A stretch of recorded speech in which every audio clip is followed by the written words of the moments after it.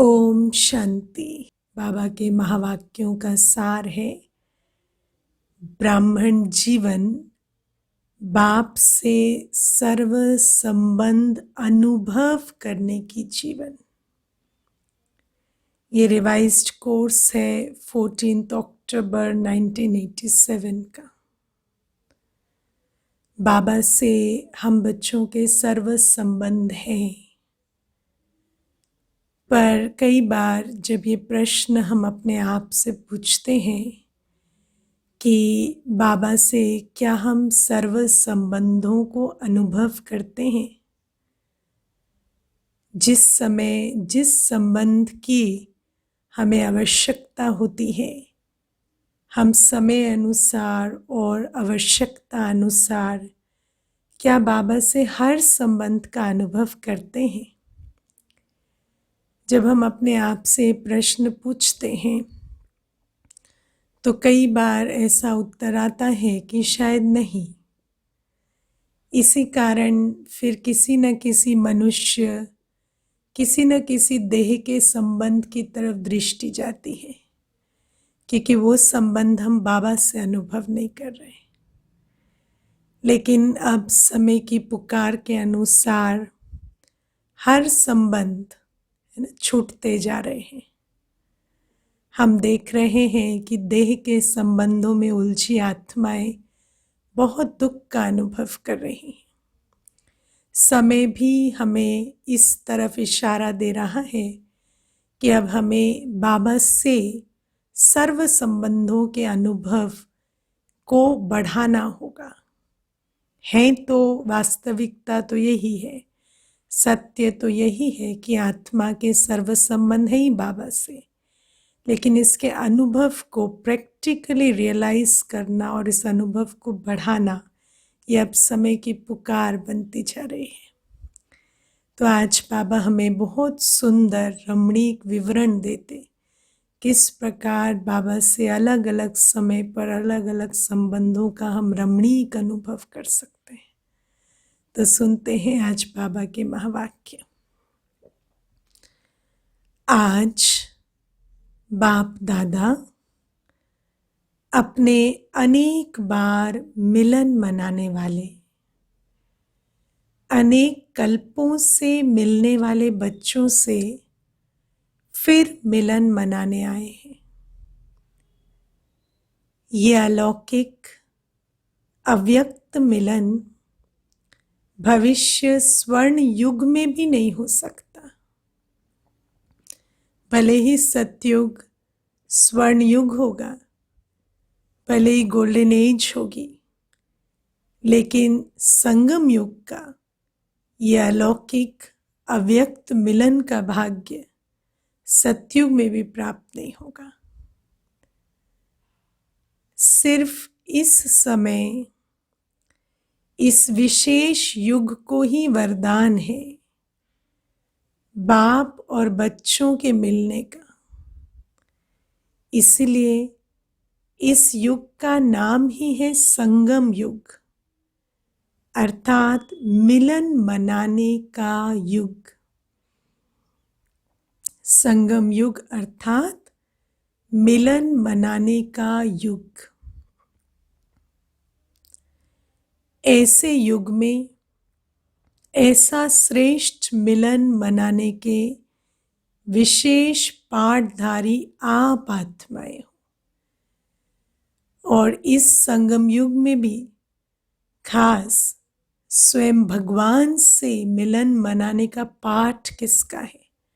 हम आत्माओं का।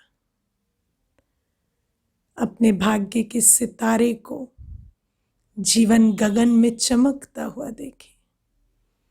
हम वो भाग्यवान आत्माएं हैं जो सारे कल्प में एक ऐसा समय आता है जब शिव बाबा से डायरेक्ट मिलन होता है, और उस मिलन का भाग्य भी हर आत्मा को नहीं मिलता। ये हमारा पाठ है। तो बाबा कहते बाप दादा भी ऐसे कोटों में कोई श्रेष्ठ भाग्यवान आत्माओं को देख हर्षित होते हैं और स्मृति दिलाते हैं। बाबा स्मृति दिलाते हैं कि हम कौन सी आत्माएं हैं, कितनी भाग्यवान, कितनी शक्तिशाली, कितनी पवित्र, कितनी गुण संपन्न, कितनी कला संपन्न आत्माएं हैं। कितनी अनेक स्मृतियां बाबा हमें हमारे बारे में दिलाते हैं।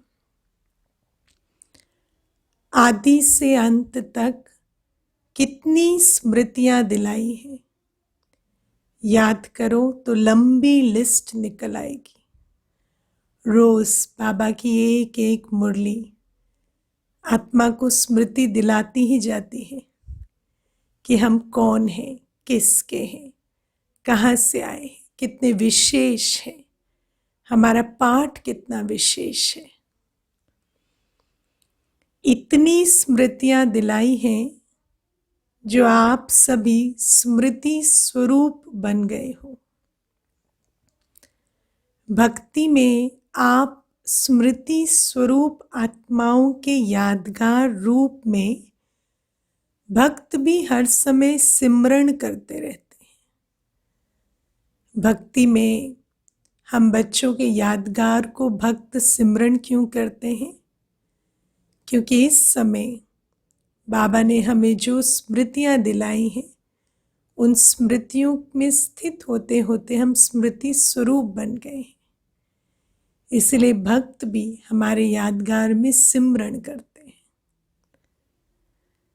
तो बाबा कहते हैं, बाबा ने हमें पूरी चेन बताई है ना, मनन, चिंतन, मंथन, सिमरण और स्मृति। तो हम भी बाबा की एक एक स्मृति दिलाई हुई पॉइंट पर मनन, चिंतन, मंथन, सिमरण करते उसके जैसे जैसे स्मृति स्वरूप बनते जाते हैं, ऐसे ही भक्त आत्माएं भी द्वापर युग से हम बच्चों के यादगार को सिमरण करती हैं। तो बाबा कहते, आप स्मृति स्वरूप आत्माओं के हर कर्म की विशेषता का सिमरण करते रहते हैं। भक्तों की विशेषता ही सिमरण अर्थात कीर्तन करना है। कीर्ति गाते हैं वो, हमारे हर कर्म की महिमा करते हैं, कीर्तन करते हैं। सिमरण करते करते मस्ती में कितना मगन हो जाते हैं। आप सोचो, जिन कर्तव्यों के सिमरण करते करते वो मस्ती में मगन हो जाते हैं, वो कर्तव्य इस समय हम आत्माएं प्रत्यक्ष रूप में कर रही हैं। तो हमारी अवस्था कितनी मस्ती वाली, कितनी मगन होनी चाहिए। हम उन स्मृतियों का स्वरूप हैं, जिन स्मृतियों के आधार से किए गए कर्म को वो सिमरण करते मस्ती में मगन हो जाते हैं। तो उनकी मस्ती तो सिमरण की मस्ती है। हम जो स्मृति स्वरूप आत्माएं हैं, उन स्मृतियों में स्थित हो ऐसे अलौकिक कर्म करने वाली आत्माएं हैं। हमारी मस्ती और मगन अवस्था कैसी होनी चाहिए? अल्पकाल के लिए उन्हों को भी और कोई सुध बुध नहीं रहती। सिमरन करते करते उसमें खो जाते हैं, अर्थात लवलीन हो जाते हैं। ये अल्पकाल का अनुभव उन आत्माओं के लिए कितना प्यारा और न्यारा होता है। ये क्यों होता? क्योंकि जिन आत्माओं का वो सिमरन करते हैं, ये आत्माएं स्वयं भी बाप के स्नेह में सदा लवलीन रही हैं। वो लवलीन अवस्था में कैसे आते हैं? भले ही अल्पकाल के लिए, क्योंकि हम इस समय बाप के साथ सदाकाल की लवलीन अवस्था के अनुभव में एकाग्र होते हैं। तो बाबा कहते हैं क्योंकि जिन आत्माओं का वो सिमरन करते हैं, ये आत्माएं स्वयं भी बाप के स्नेह में सदा लवलीन रही हैं, बाप की सर्व प्राप्तियों में सदा खोई हुई रही हैं। इसीलिए ऐसी आत्माओं का सिमरन करने से भी उन भक्तों को अल्पकाल के लिए आप वरदानी आत्माओं द्वारा अंचली रूप में अनुभूति प्राप्त हो जाती। इस समय की लवलीन अवस्था, बाबा के स्नेह में लवलीन अवस्था और बाबा की सर्व प्राप्तियों में खोई हुई अवस्था की अनुभवी आत्माएं द्वापर युग में भी अपनी प्राप्तियों के झोले में से अंचली कुछ उन आत्माओं को दे देती हैं जो हमारे यादगार को सिमरन करती हैं। कितनी प्राप्तियों के भंडार इस समय हम आत्माओं के पास होंगे कि उसकी अंचली द्वापर युग में भी भगत आत्माओं को प्राप्त होती है। तो सोचो, जब सिमरन करने वाली भक्त आत्माओं को भी इतना अलौकिक अनुभव होता है, तो आप स्मृति स्वरूप वरदाता विधाता आत्माओं को कितना प्रैक्टिकल जीवन में अनुभव प्राप्त होता है। इसी अनुभूतियों में सदा आगे बढ़ते चलो।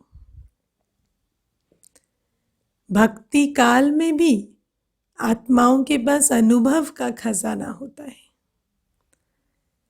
तो इस समय सिर्फ ज्ञान का नहीं, लेकिन प्रैक्टिकल बाबा से हर संबंध के अनुभव का खजाना, सर्व प्राप्तियों के खजाने से संपन्न हम आत्माएं अनुभूतियों में सदा आगे बढ़ते चले।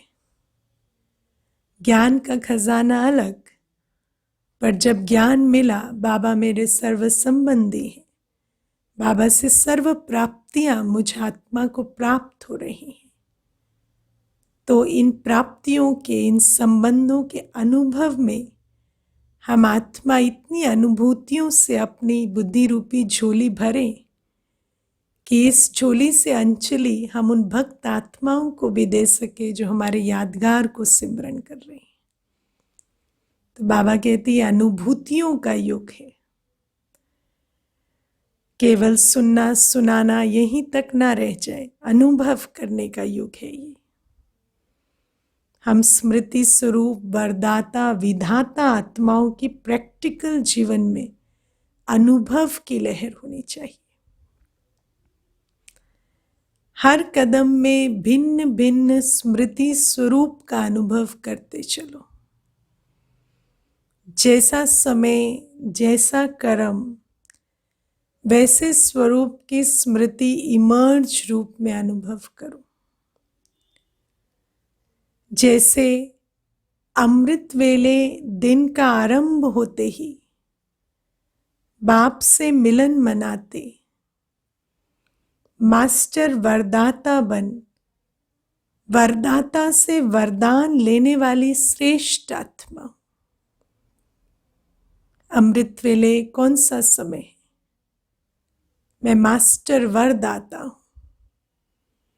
अमृत वेला है बाबा से मधुर मिलन मनाने का समय।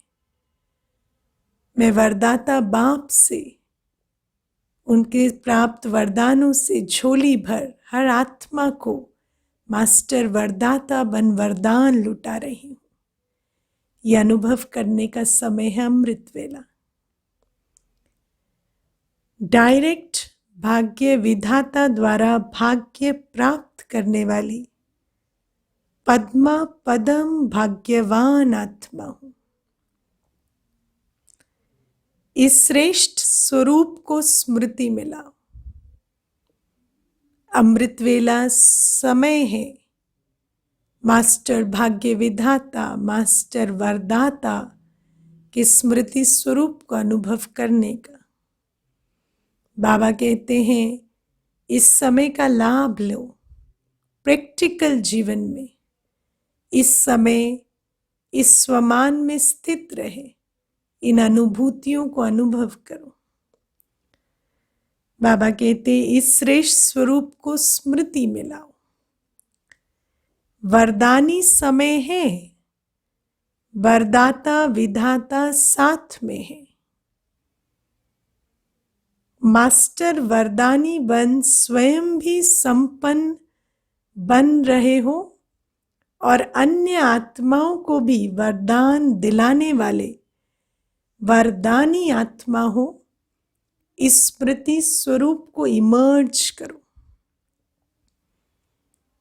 समय वरदानी है, वरदाता बाप विधाता बाप साथ में है, लेकिन इमर्ज करना है इस समय की विशेषता को, बाबा के साथ की विशेषता को, और स्वयं अपनी भी झोली वरदानों से भरनी है और हर आत्मा को अपनी दृष्टि से वाइब्रेशन से वरदानों का दान देते जाना है।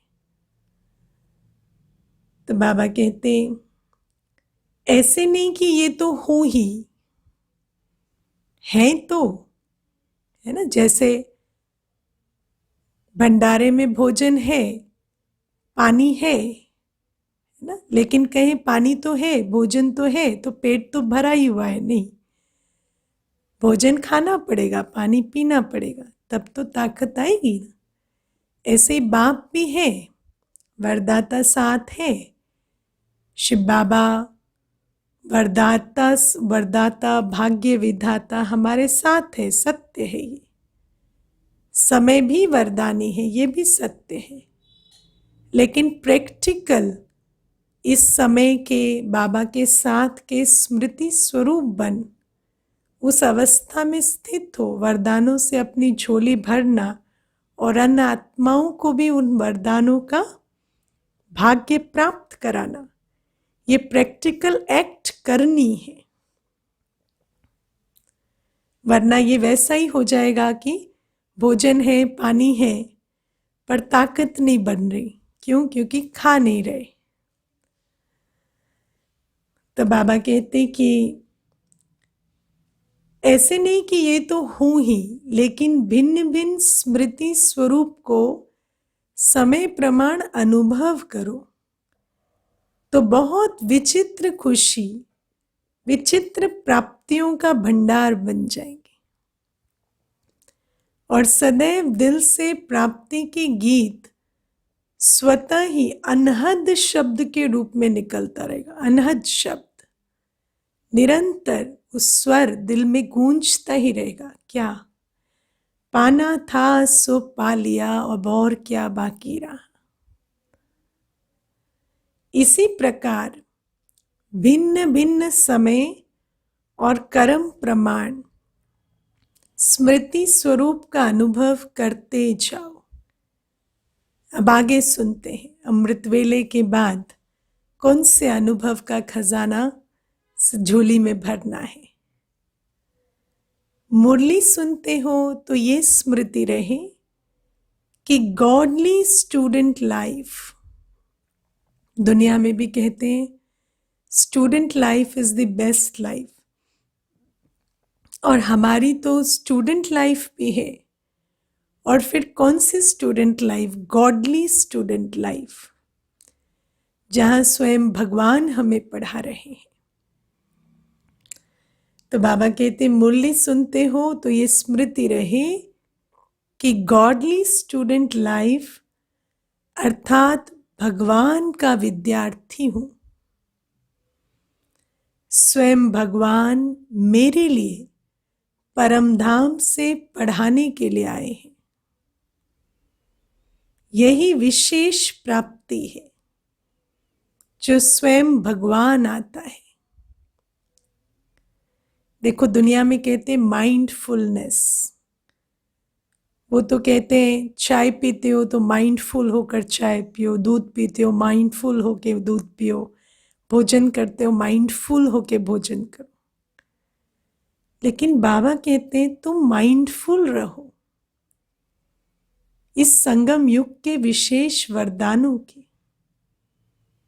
इतना विशेष समय है कि मैं आत्मा स्वयं ईश्वरीय स्टूडेंट हूँ, गॉडली स्टूडेंट हूँ। भगवान परमधाम से आकर मुझे पढ़ा रहे हैं।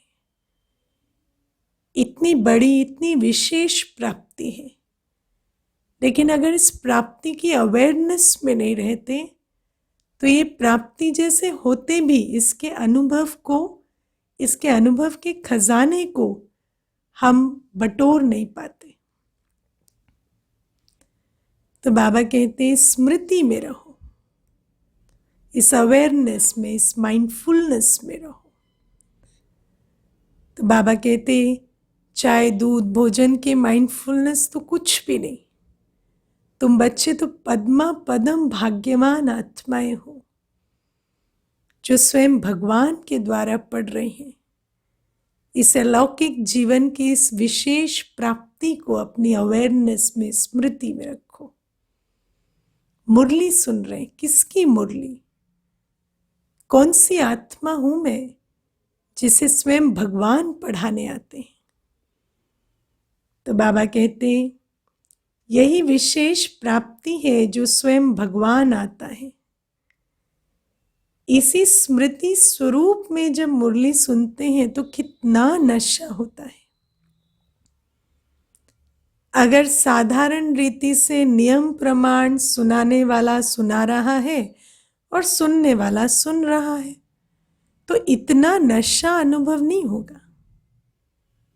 इतनी अलौकिक दिव्य घटना को भी साधारण बना देते हैं क्योंकि स्मृति स्वरूप में नहीं रहते इस ईश्वरीय कर्तव्य की। लेकिन भगवान के हम विद्यार्थी हैं। इस स्मृति को स्वरूप में लाकर फिर सुनो, तब अलौकिक नशे का अनुभव होगा। समझा? भिन्न भिन्न समय के भिन्न भिन्न स्मृति स्वरूप के अनुभव में कितना नशा होगा। ऐसे सारे दिन के हर कर्म में बाप के साथ स्मृति स्वरूप बनते चलो। सारे दिन के हर कर्म में कभी भगवान का सखा व साथी रूप का, कभी दिल की बात करनी है तो बाबा को इमर्ज करो। बाबा तो है ही, पर इमर्ज करो कि बाबा सखा के रूप में मेरे दिल की बात सुनने के लिए उपस्थित है। मैं अपने दिल का हाल मेरे सखा को सुना रही हूँ। साथी रूप में जब भी किसी कार्य में, किसी बात में साथ चाहिए तो बाबा को साथ ले जाओ। कभी जीवन साथी के रूप में, अपने भविष्य के लिए कोई सहारा चाहिए, ऐसा लगे कि मैं अकेला हूं, जीवन साथी के रूप में बाबा को अनुभव करो। बाबा तो है सर्व संबंधी, पर उस सर्व संबंधी के स्मृति स्वरूप में स्थित होकर अनुभव करना। कभी भगवान मेरा मुरब्बी बच्चा है, अर्थात पहला पहला हकदार, पहला वारिस है। दुनिया में मनुष्य कहते हैं ना कि मुझे संतान नहीं है, मैं किसके लिए करूं? कोई चीज खरीदता हूं, किस लिए खरीदूं? कोई चीज इकट्ठी कर रहा हूं, क्यों करूं? तो बाबा कहते स्वयं भगवान मेरा मुरब्बी बच्चा है, पहला पहला हकदार, पहला पहला वारिस है। कोई भी चीज खरीदते हैं, लेते हैं, करते हैं, किसके लिए कर रहे हैं? बाबा के लिए। बाबा मेरा हकदार है, वारिस है। कोई ऐसा बहुत सुंदर और बहुत लायक बच्चा होता है तो माँ बाप को कितना नशा रहता है कि मेरा बच्चा कुल दीपक है, वह कुल का नाम बाला करने वाला है। माता पिता को कितना लायक बच्चे पर नशा होता है। और बाबा जिसका बच्चा स्वयं कौन है? स्वयं परफेक्ट है, उसको कितना नशा होना चाहिए। तो बाबा कहते जिसका भगवान बच्चा बन जाए उसका नाम कितना बाला होगा, उसकी तो एक एक चीज सफल होगी, उसका नाम भी बाला, भाग्य भी रोशन, उसके कितने कुल का कल्याण होगा। तो जब कभी दुनिया के वातावरण से या भिन्न भिन्न समस्याओं से थोड़ा भी अपने को अकेला या उदास अनुभव करो तो ऐसे सुंदर बच्चे रूप से खेलो, सखा रूप में खेलो। कभी थक जाते हो तो फिर मां के रूप में गोदी में सो जाओ, समा जाओ। मां अनकंडीशनल लव देती है ना। बच्चा अगर मिट्टी में लथपथ भी हो, मां कभी संकोच नहीं करती उसे बाहों में भरने से।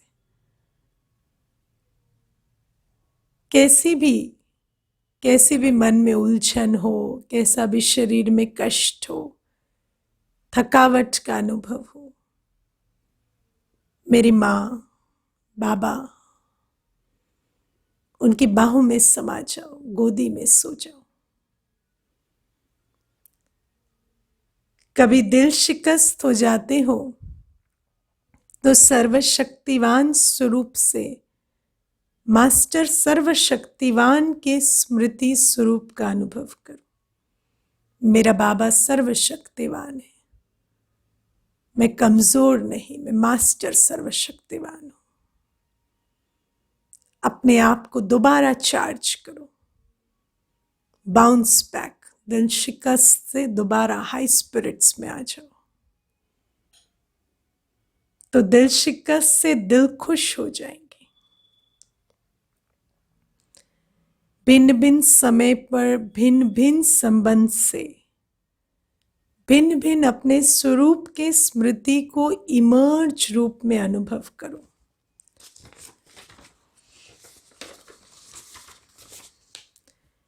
तो बाप का सदा साथ स्वतः ही अनुभव करेंगे। सदा साथ कैसे अनुभव करेंगे? जब स्मृति स्वरूप रहेंगे। और ये संगम युग की ब्राह्मण जीवन सदा ही अमूल्य अनुभव होती रहेगी। और बात कि इतने सर्व संबंध निभाने में इतने बिजी रहेंगे जो माया को आने की भी फुर्सत नहीं मिलेगी। जैसे लौकिक बड़ी प्रवृत्ति वाले, जिनका बड़ा परिवार होता है, वो क्या कहते हैं? वो सदैव यही कहते कि प्रवृत्ति को संभालने में इतने बिजी रहते हैं जो और कोई बात याद ही नहीं रहती है, क्योंकि बहुत बड़ी प्रवृत्ति है। कहेंगे इतने बच्चे हैं, भाई हैं, बहन है, माता पिता है ना, सखा है, बंधु है, कि उनको संभालने में बिजी रहते हैं। तो हमारा एक है, लेकिन एक इतने सर्व संबंधों में है, तो हमारी प्रवृत्ति कितनी बड़ी हो गई। कभी कोई संबंध, कभी कोई संबंध, तो हमें समय कहाँ से मिल जाएगा फिर। तो बाबा कहते तो आप ब्राह्मण आत्माओं की प्रभु से प्रीत निभाने की प्रभु प्रवृत्ति कितनी बड़ी है। आपकी प्रभु प्रीत की प्रवृत्ति सोते हुए भी चलती है। वो तो जब सोते हैं लौकिक में, तो बाकी सारे जो संबंध हैं उनसे किनारा कर कर सोते हैं, लेकिन हमारी प्रभु प्रीत की प्रवृत्ति तो सोते हुए भी चलती है। कैसे? अगर योग निद्रा में हो तो आपकी निद्रा नहीं है, लेकिन योग निद्रा है। सोते हुए भी बाबा के साथ है। नींद में भी प्रभु मिलन मना सकते हो। बाबा कभी सोता है क्या? नहीं। तो नींद में भी जैसे बाबा निरंतर सेवा करते रहते हैं, ऐसे हम भी नींद में भी बाबा के साथ हैं, विश्व सेवा कर रहे हैं, बाबा के साथ प्रभु मिलन मना रहे हैं। दादी जानकी जी को जब कभी नींद से उठा देते तो कभी कभी दादी के मुख से निकलता, टोली दे रही थी, उठा दिया। तो नींद में भी दादी क्या कर रहे होते? टोली दे रहे होते। क्यों?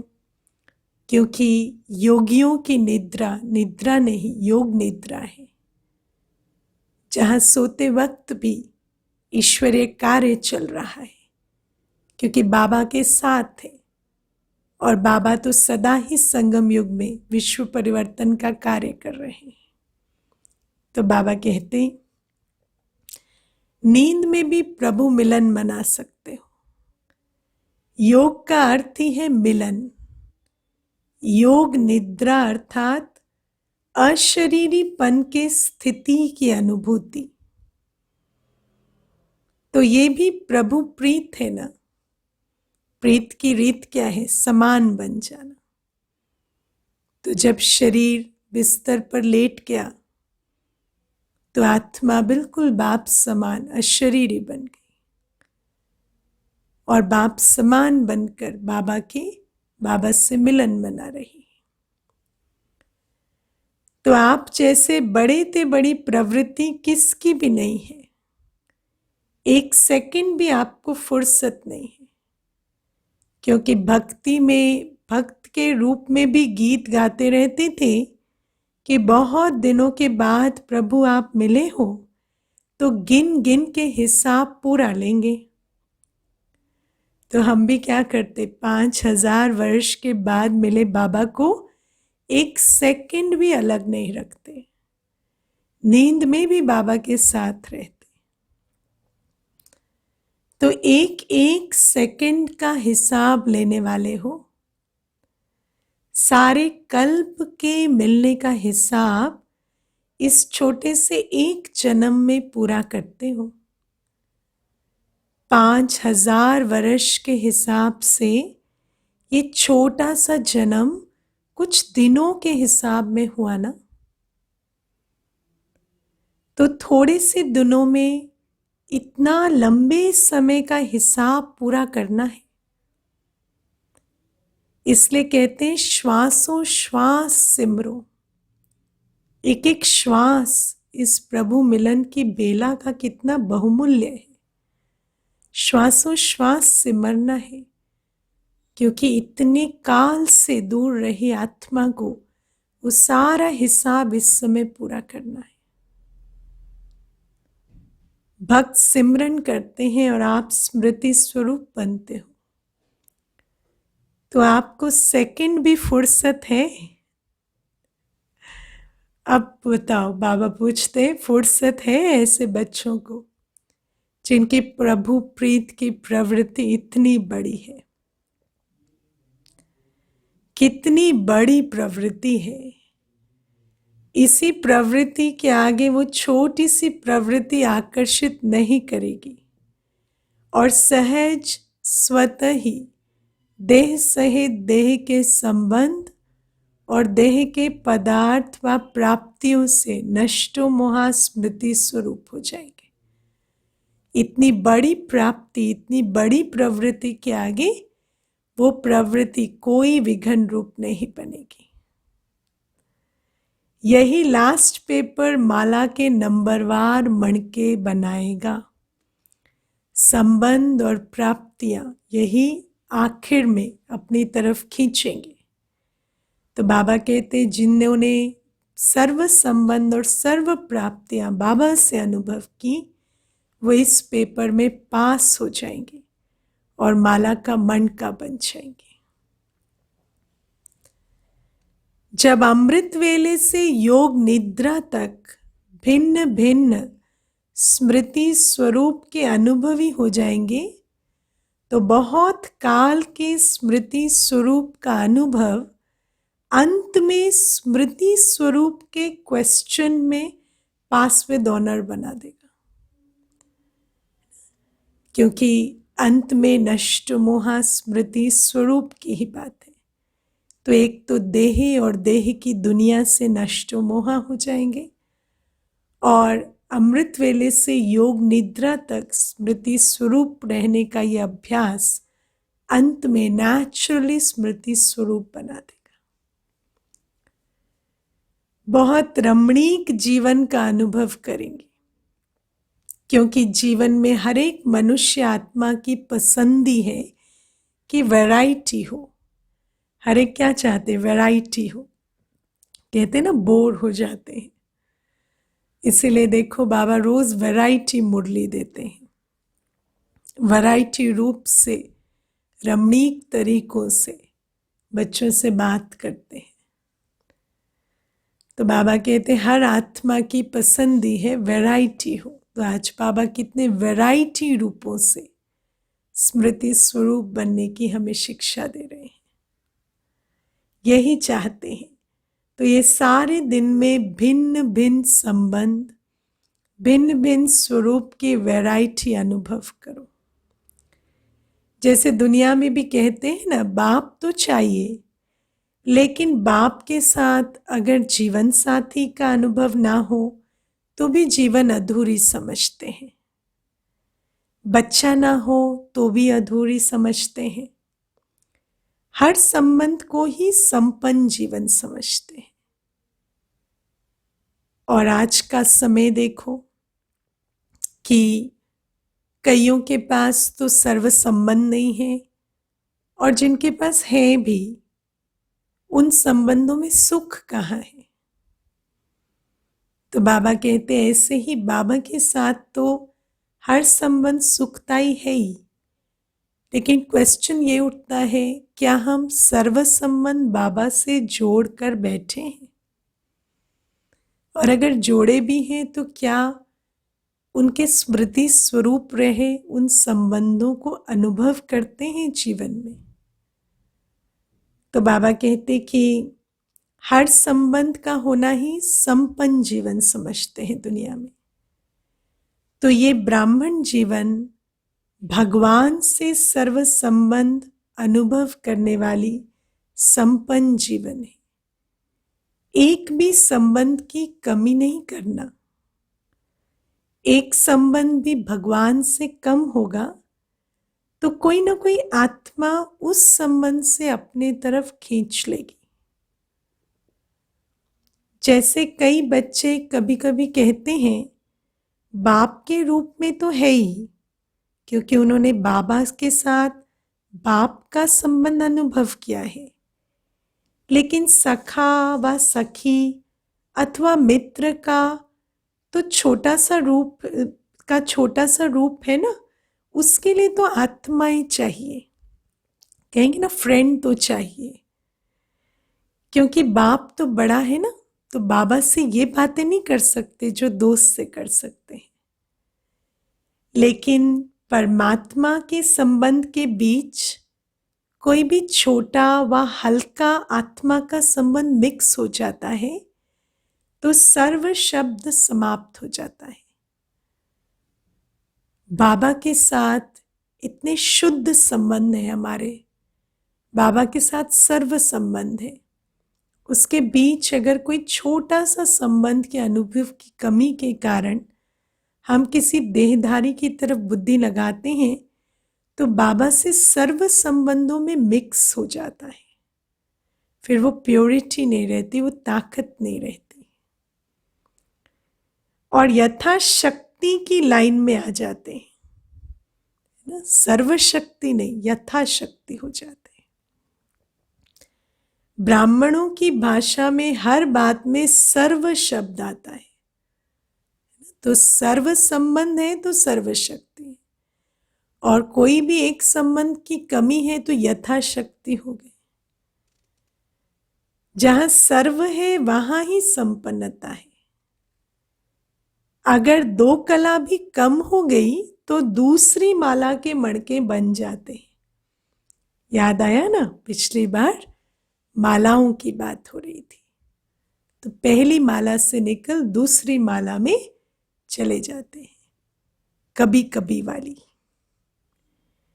सर्व संबंधों के सर्व स्मृति स्वरूप बनो। समझा?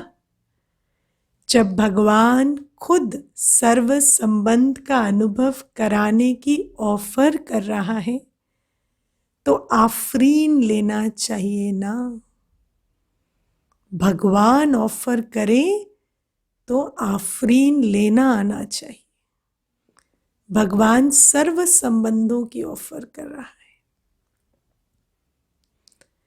ऐसी गोल्डन ऑफर सिवाय भगवान के और इस समय के ना कभी और ना कोई कर सकता है।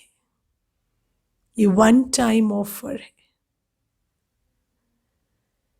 कोई बाप भी बने और बच्चा भी बने, ये हो सकता है सारे कल्प में? देह के रूप से तो ये पॉसिबल ही नहीं। ये एक की ही महिमा है, एक की ही महानता है। इसलिए सर्व संबंध से स्मृति स्वरूप बनना है। इसमें मजा है ना। ब्राह्मण जीवन किस लिए है? मजे में व मौज में रहने के लिए। ब्राह्मण बने और मजा नहीं है, मूंज है, मौज नहीं, मूंज है, क्या फायदा हुआ? मूंजी तो सारी दुनिया है, फिर हम ब्राह्मण बन के क्या प्राप्त किया? तो मजा किसमें? सर्व संबंधों के अनुभव में। तो ये अलौकिक मौज मनाओ, मजे की जीवन अनुभव करो। अच्छा, आज दिल्ली दरबार वाले हैं, बैठे हो भाई? दिल्ली दरबार वाले सारे राज्य दरबार वाले हो या दरबार में सिर्फ देखने वाले हो? हाँ, दिल्ली तो है राजधानी, पर बाबा कहते तुम राज्य दरबार वाले हो या दरबार में देखने वाले हो? दरबार में राज्य करने वाले और देखने वाले दोनों ही बैठते हैं। आप सब कौन हो? दिल्ली की दो विशेषताएं हैं। एक, दिल्ली दिलाराम की दिल है। दूसरा, गद्दी का स्थान है। तो दोनों स्थान लिए हैं। एक बाबा की दिल पर राज करते हैं, दिल में बैठे हैं, और दूसरा राज्य करने की गद्दी पर बैठे हैं। दिल है तो दिल में कौन रहेगा? दिलाराम। तो दिल्ली निवासी अर्थात दिल में सदा दिलाराम को रखने वाले, बाबा को सदा अपने दिल में रखने वाले ऐसे अनुभवी आत्माएं, और अभी से स्वराज अधिकारी सो भविष्य में विश्वराज अधिकारी। राजगद्दी में जाने का फॉर्मूला क्या है? अभी स्वराज अधिकारी सो भविष्य में विश्वराज अधिकारी। दिल में जब दिलाराम है तो राज्य अधिकारी अभी हैं और सदा रहेंगे। तो सदा अपनी जीवन में देखो कि ये दोनों विशेषताएं हैं, दिल में दिलाराम और फिर अधिकारी भी।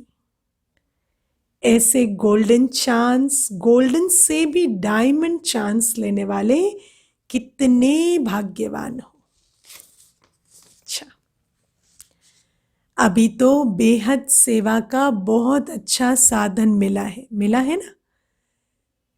अभी जब से ये कोरोना की बात आई तो कितनी बेहद की सेवा होने लगी। ये चांस है, और चांस लेने वाले चांसलर बनेंगे। तो बाबा कहते अभी तो बेहद सेवा का बहुत अच्छा साधन मिला है, चाहे देश में चाहे विदेश में। जैसे नाम है वैसे ही सुंदर कार्य है। नाम सुनकर के भी सभी को उमंग आ रहा है। सर्व के स्नेह संयोग से सुखमय संसार। बाबा ने वर्तमान सेवा को क्या नाम दिया? सर्व के स्नेह संयोग से सुखमय संसार। ये तो लंबा कार्य है, 1 वर्ष से भी अधिक है। तो जैसे कार्य का नाम सुनते ही सभी को उमंग आता है, कैसा लगा नाम सुनकर? उमंग आया ना? ऐसे ही कार्य भी उमंग से करेंगे। हर एक अपने स्नेह की, सहयोग की अंजलि देंगे, तब तो जाकर बाबा हमें इस दुख के संसार से निकाल सुखमय संसार में लेकर जाएंगे। तो नाम सुनकर भी उमंग में आना है और कार्य भी बड़े उमंग से करना है।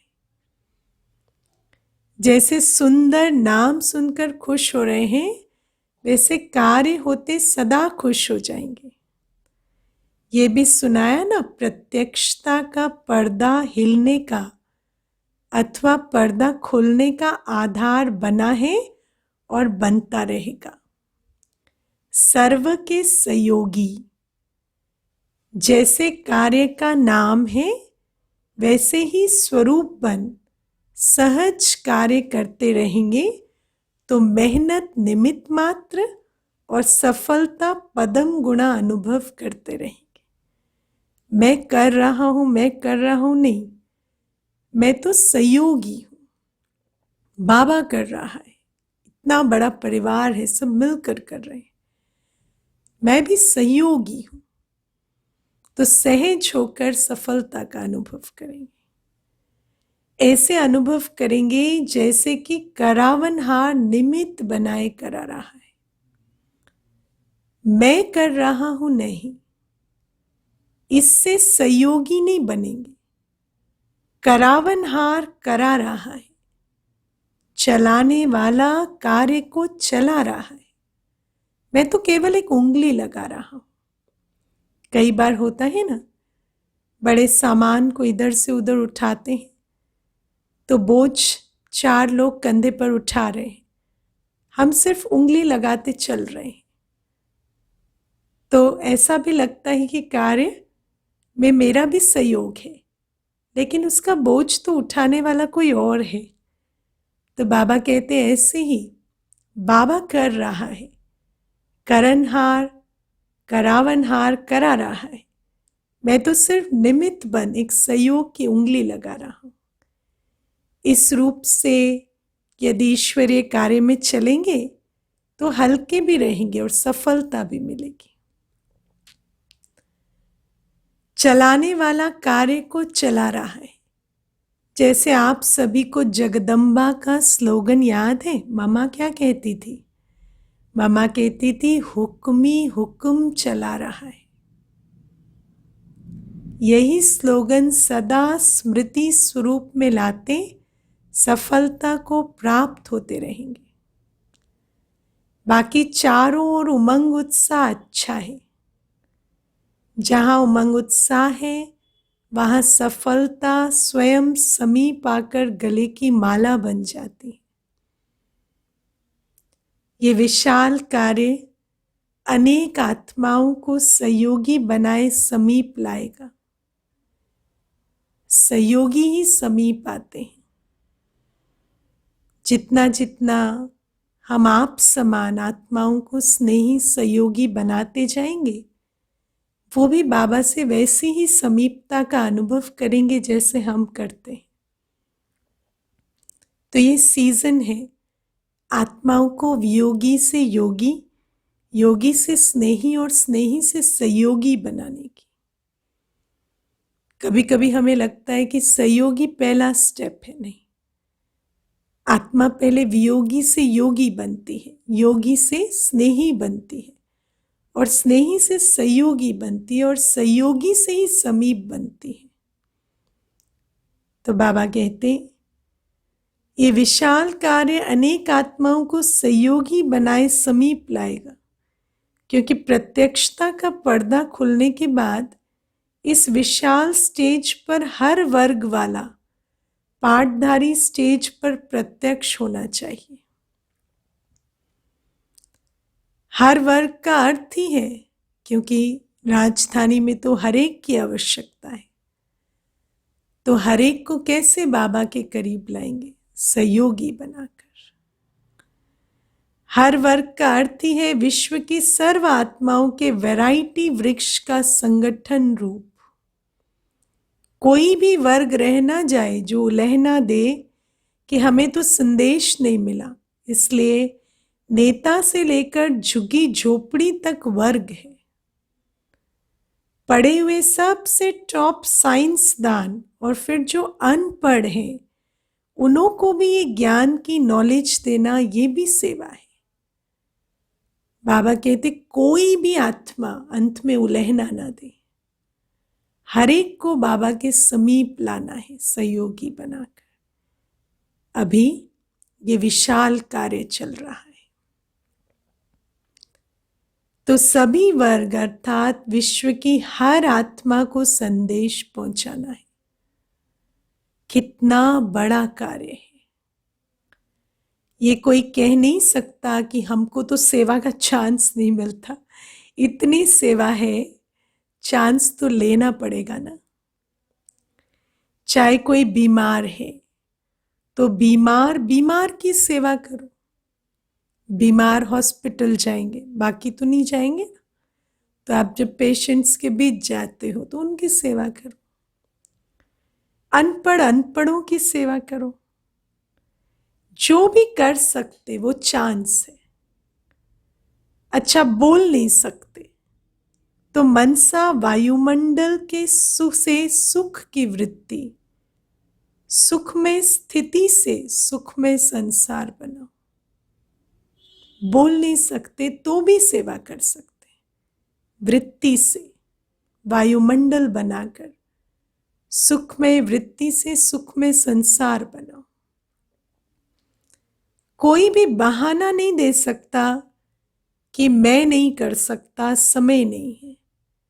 उठते बैठते 10-10 मिनट सेवा करो। उंगली तो देंगे ना। कोई तो पूरा हाथ देते, कोई तन देते, कोई मन देते, धन देते, कोई जीवन देते। कोई कुछ नहीं दे सकते, एक उंगली तो देंगे ना। जब हम शास्त्रों में सुनते हैं कि सेतु बना तो गिलहरी छोटी सी वो भी सेतु के निर्माण में अपना सहयोग दे रही थी, तो उनको भी भगवान ने प्यार से अपने हाथों पर रखा। तो बाबा कहते हैं ऐसे ही जितना हो सके, ज्यादा नहीं तो कम, कुछ भी नहीं तो एक उंगली तो दे सकते हैं। कहाँ नहीं जा सकते हो, तबीयत ठीक नहीं है तो घर बैठे करो, लेकिन सहयोगी बनना जरूर है। तब सर्व का सहयोग मिलेगा। सर्व के सहयोग से ही सुखमय संसार बनेगा और सुखमय संसार की निशानी है सर्व सहयोगी होंगे वहां। और अगर इस समय सहयोगी नहीं बनेंगे तो वहां कैसे जाएंगे। लेकिन इसमें ध्यान देने योग्य ये भी बात है, जैसे आज बाबा ने कहा ना कि सर्व इंपॉर्टेंट है, तो हम सर्व सहयोगी बनते हैं या यथाशक्ति सहयोगी बनते हैं। कई बार आत्मा में ताकत तो बहुत सहयोगी बनने की है, लेकिन सर्व सहयोगी बनती नहीं है, तो फिर प्राप्ति भी यथाशक्ति होगी, प्राप्ति भी सर्व प्राप्ति नहीं होगी। तो इसीलिए समझना है ये संगम युग का समय बीज बोने का समय है। जो जितना करेगा उतना पाएगा। अच्छा, उमंग उत्साह देख बाप दादा भी खुश होते हैं। सभी के मन में लगन है कि अब प्रत्यक्षता का पर्दा खोल के दिखाएं। आरंभ तो हुआ है ना, तो फिर सहज होता जाएगा। विदेश वाले बच्चों के प्लान्स भी बाप दादा तक पहुंचते रहते हैं। स्वयं भी उमंग में है और सर्व का सहयोग भी उमंग उत्साह से मिलता रहता है। उमंग को उमंग, उत्साह को उत्साह मिलता है। जो बोता है सो पाता है। ये भी मिलन हो रहा है, तो खूब धूमधाम से इस कार्य को आगे बढ़ाओ। जो भी उमंग उत्साह से बनाया है और भी बाप के सर्व ब्राह्मणों के सहयोग से, शुभ कामनाओं, शुभ भावनाओं से और भी आगे बढ़ता रहेगा। सब पूछते हो ना क्या होगा क्या होगा, सुन लिया? और भी आगे बढ़ता ही रहेगा। अच्छा, मिल गया वरदान। बाबा कहते चारों ओर के सदा याद और सेवा के उमंग उत्साह वाले श्रेष्ठ बच्चों को, सदा हर कर्म में स्मृति स्वरूप की अनुभूति करने वाले अनुभवी आत्माओं को, सदा हर कर्म में बाप के सर्व संबंध का अनुभव करने वाले श्रेष्ठ आत्माओं को, सदा ब्राह्मण जीवन के मजे की जीवन बिताने वाले महान आत्माओं को बाप दादा के का अति स्नेह संपन्न याद प्यार स्वीकार हो। ऐसे मीठे प्यारे बाबा को भी हम बच्चों का याद प्यार, गुड मॉर्निंग और नमस्ते। ओम शांति। वरदान है, संगम युग पर 1 का 100 गुना प्रत्यक्ष फल प्राप्त करने वाले पद्मा पदम भाग्यशाली भव। संगम युग ही 1 का 100 गुना प्रत्यक्ष फल देने वाला है। सिर्फ एक बार संकल्प किया, मैं बाप का हूं, मैं मास्टर सर्वशक्तिवान हूं, तो माया जीत बनने का, विजयी बनने के नशे का अनुभव होता है। श्रेष्ठ संकल्प करना यही है बीज, और उसका सबसे बड़ा फल है जो स्वयं परमात्मा बाप भी साकार मनुष्य रूप में मिलने आते। इस फल में सब फल आ जाते हैं। स्लोगन है, सच्चे ब्राह्मण वो हैं जिनकी सूरत और सीरत से प्योरिटी की पर्सनालिटी व रॉयल्टी का अनुभव हो। दुनिया में हर एक और सारे अनुभव कराने की शक्ति रखते हैं, पर प्योरिटी की पर्सनालिटी और रॉयल्टी ये ब्राह्मण जीवन के सिग्नेचर है। तो सच्चा ब्राह्मण माना जिनकी सूरत और सीरत से प्योरिटी की पर्सनालिटी व रॉयल्टी का अनुभव हो। आज की सूचना है, आज मास का 3रा रविवार अंतर्राष्ट्रीय योग दिवस है। संध्या 6:30 से 7:30 बजे तक सभी भाई बहनें विशेष योग तपस्या करते हुए अपने शुभ भावना संपन्न संकल्पों द्वारा प्रकृति सहित विश्व की सर्व आत्माओं को शांति और शक्ति के वाइब्रेशंस देने की सेवा करें। ओम शांति।